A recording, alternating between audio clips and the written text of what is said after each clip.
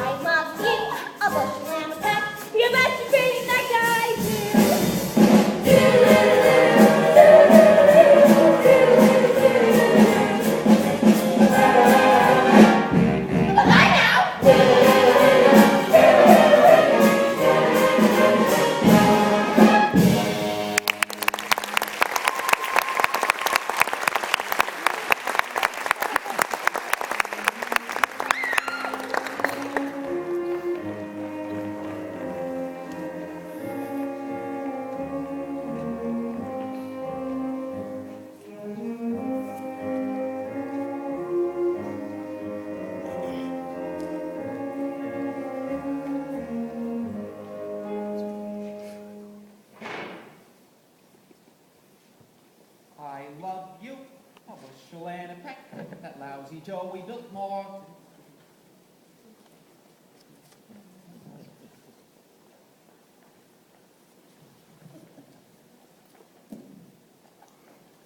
Hello, David. Hello, Pie Face.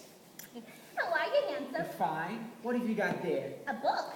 A book? You're always reading books. You're becoming a regular bookie. Nathan, darling, this is very interesting. The doctor gave it to me. I went to him about my cold. How is your cold? It's the same. So the doctor asked me how long I had it, and I told him a long time.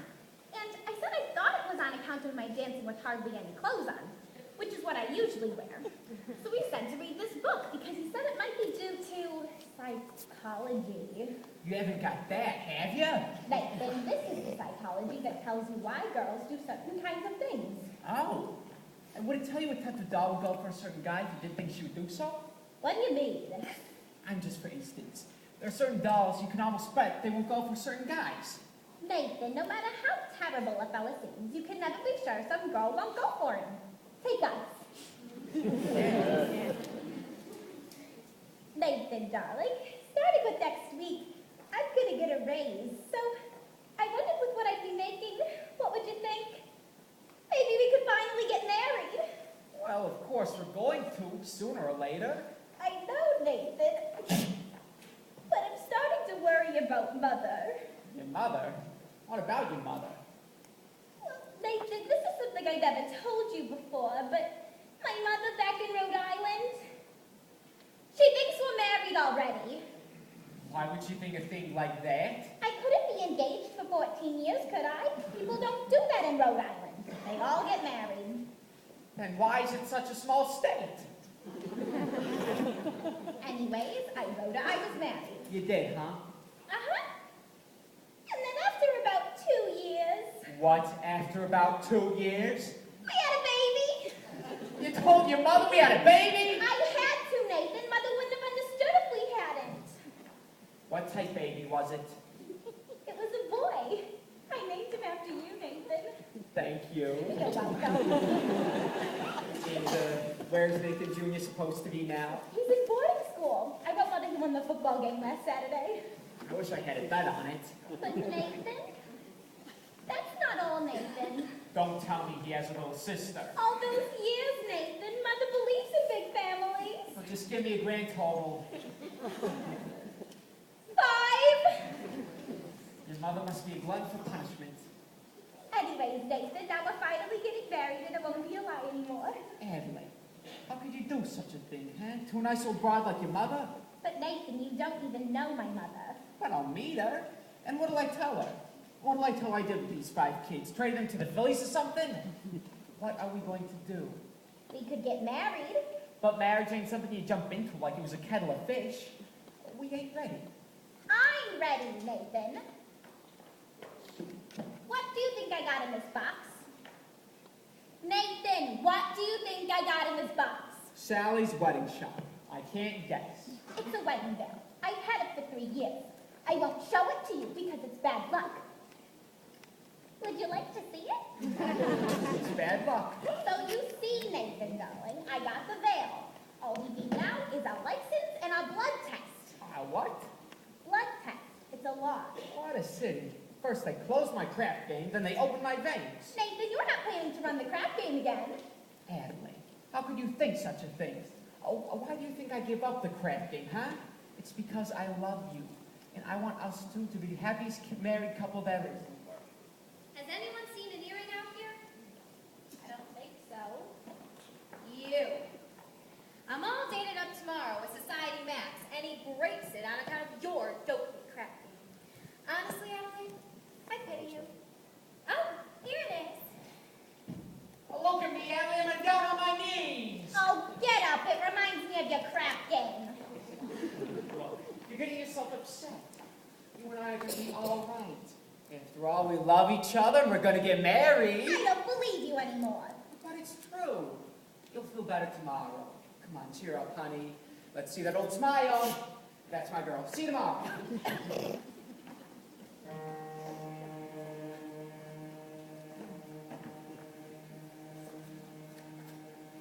It says here, the average unmarried female, basically insecure, due to some long frustration may react with psychosomatic symptoms, difficult to endure, affecting the upper respiratory tract. In other words, just from waiting around for that plain little band of gold, a person can develop a cold. You can spray her wherever you figure the streptococcus lurk. You can give her a shot for whatever she's got, but it just won't work. If she's tired of getting the fisheye from the hotel clerk, a person can develop a cold. It says here, the female remaining single, just in the legal sense, shows a neurotic tendency, see note.